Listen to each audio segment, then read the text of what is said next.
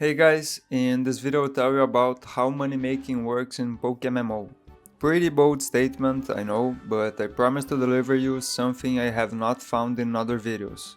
I'll tell you how to go from the millions, to the tens of millions, to the hundreds of millions, and then to the billions.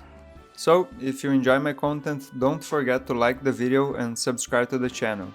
For those of you who are new here, I am a relatively new player who has made over 800 million yen in this game and who is not yet a billionaire, but I think that if I had not made the donations and kept playing the game, I would have for sure reached the billion mark this year. I think about money making this game way more than I should, and this is the type of content I feel is missing in the community. So I'm putting here my thoughts and my experience with the game, and I think that you'll be able to relate with a lot of it. Or at least you know where you're headed and that more people feel the same way as you do. The points of this video can be of use to the veteran players and for the beginners who are starting their journeys, and if you disagree with me at any point, please feel free to hit the dislike button and start typing furiously on your keyboard. Also, if you watched my complete money making journey video, you'll see that there are some parallels here I draw with that video, but these new ideas here are something I have been thinking more about since I posted that video and got your feedback in the comments. You'll see that there's a cycle in money making in this game that keeps repeating itself, which may lead to burnout if you don't understand it correctly. So, let's begin.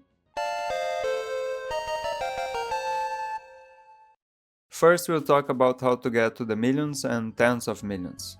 So, most money making methods open up to you once you finish the regions. Those being mainly the routines of beating trainers, gym leaders and the elite force, Lepa farming and the best places to item hunt and catch Pokemon. With all of these methods, you'll be mainly trading your time for money, which is usually 1 hour of your life. And depending on charms, on the market and on your strategies, these methods will give you between a range of 250,000 to 500,000 per hour. Lepa farming is a bit different from these ones because its profits are not usually measured in hours but in days. When I farmed with a total of 6 characters, I would make something between 400k to 450k per hour spent on the process. So yeah, I think we can get to an agreement that this 250 to 500k per hour is the range we're talking about here.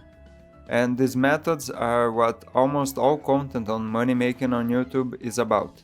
How can you maximize your profit per hour doing one activity and which are the best ways to do them?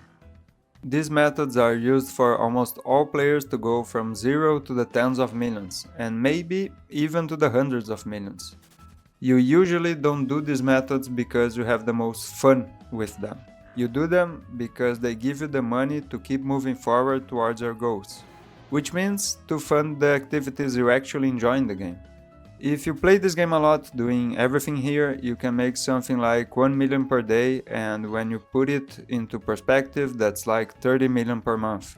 That would be playing more than 3 hours per day every day of the month just on money making. And there comes a point in time when even the most profitable strategies don't have a huge impact on your net worth.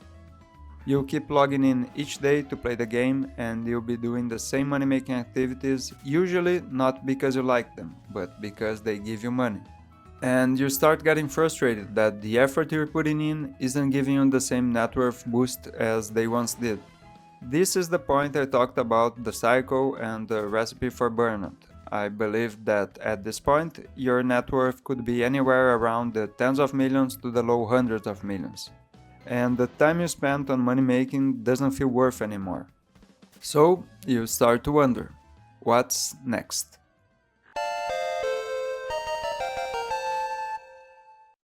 This is the point where you'd go into the advanced strategies I talked about in my other video.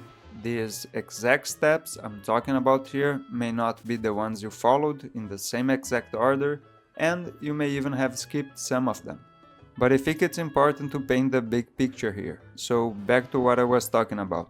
If you're doing these money-making activities, you start to understand that you can actually multiply your profits if you do the same strategies you are doing using multiple devices. These strategies and activities are mainly the ones where you beat trainers for money. Now, whatever money you are making within the 250 to 500k per hour range can be multiplied depending on your skill and on how many old notebooks and cheap Android cell phones you end up collecting. And here, the burnout disappears for a bit. You are doing something new, and you have gone over your previous money per hour ceiling. You're having fun, developing a new skill, and seeing how far you can take this. Now, instead of your usual 1 million per day, you could make something like 2 million per day, playing the same amount of hours you were playing before. But again, there will come a point where your needle stops moving, and where the amount of money you're making doesn't feel worth the hours nor the efforts, which by now can be more mentally taxing. And the burnout cycle can start to appear again. At this point, you reach the limit of your per hour efforts with the best active money-making methods available in the game. If before multi-devicing you were doing something like 30 million per month, now I think we can agree that you can make something like 50 to 100 million per month. And by now, your net worth could be around the hundreds of millions. But again, you start wondering, what's next?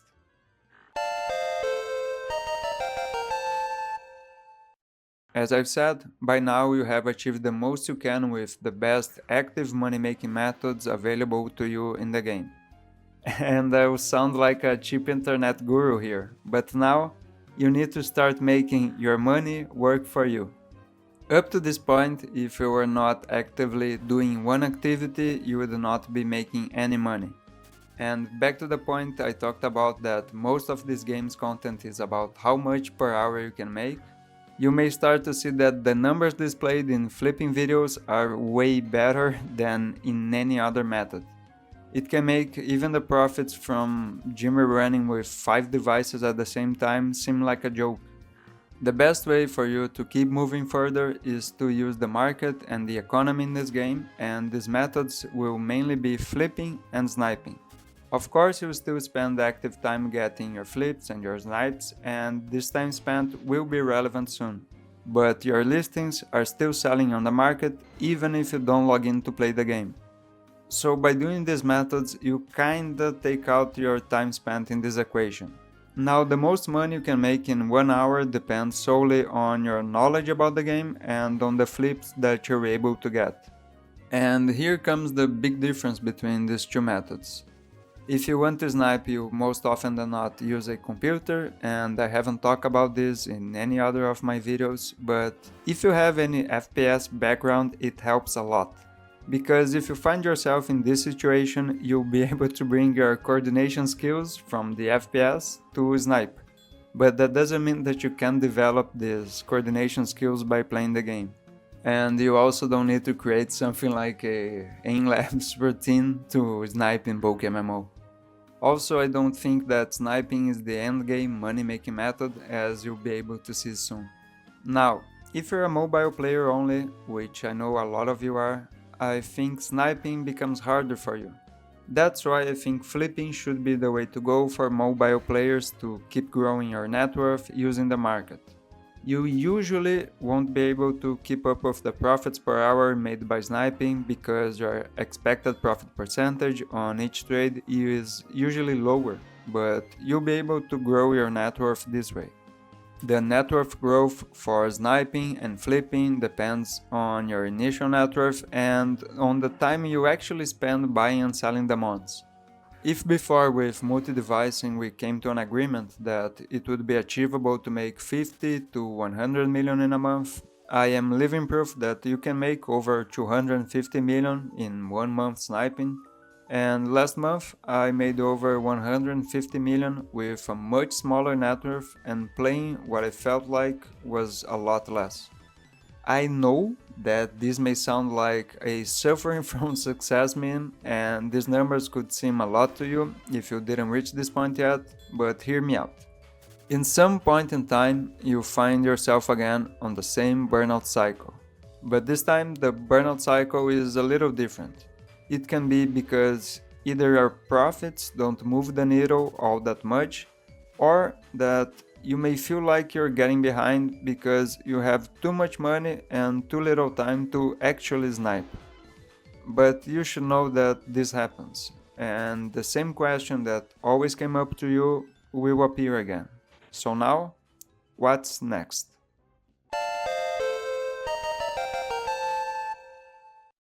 Okay, we're at the end game now, and it's important to look back at what we already went through to analyze each point and to see the repetition of the cycle. First, we began trading our time for money. Then we went to multiplying the money we made per hour, and we arrived in a make your money work for you, bad internet guru kind of talk.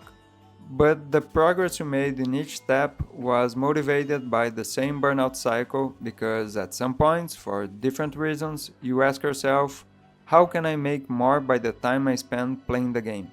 And in order for you to be able to fully take advantage of these methods I'll talk about, I believe you should have around 200 million to 500 million in your cash stack. And in my opinion, you'll only be able to get to this stage if you're suffering from success. In this case, you have more money than time to actually snipe or flip. This new market that opens up to you is the flipping of the most expensive items in the game. You can flip now everything from shiny competitive mons to shiny particle mons like your shiny pumpkin starters, to shalfas, competitive shalfas, and the most expensive vanities available in the GTL. Here you'll be able to find trades where your profits could be anywhere from a few million to the hundreds of millions. Your profit margin percentages may not be as exciting as they once were, but the same amount of money which once took you like a month to get, you can make in only one trade. So this is how you maximize your profit per hour numbers. But in order to do that, you need to have a substantial net worth to begin with. And you should know that these markets I talked about are very active. The players to which you are selling now are not the beginners that you used to sell breeders or comps for. These players now are the ones who went through the same journey as you did, or who grandfathered their money by starting to play the game early and made good investments. And your profits, however absurd they may seem to you, actually may not even move the needle for them. Or it's something they are willing to spend a good portion of their fortune on. You should also know that these players may have such a high net worth that it surpasses the game's maximum cash stack of 2 billion. And that's why you see on the market things like Shalfer starters listed for 2 billion. Because in order to trade the most expensive items in the game, like your electric storms, kill hats, night helmets, and other items that go over the limit, you won't be able to do it solely by money, and some of these things have been priced this way to make it easier to trade these types of items. So yeah, I think I put it in perspective like I told you I would, and I actually don't know because I haven't reached this point yet, but you may once again come to the same question as you did before. So now, what's next?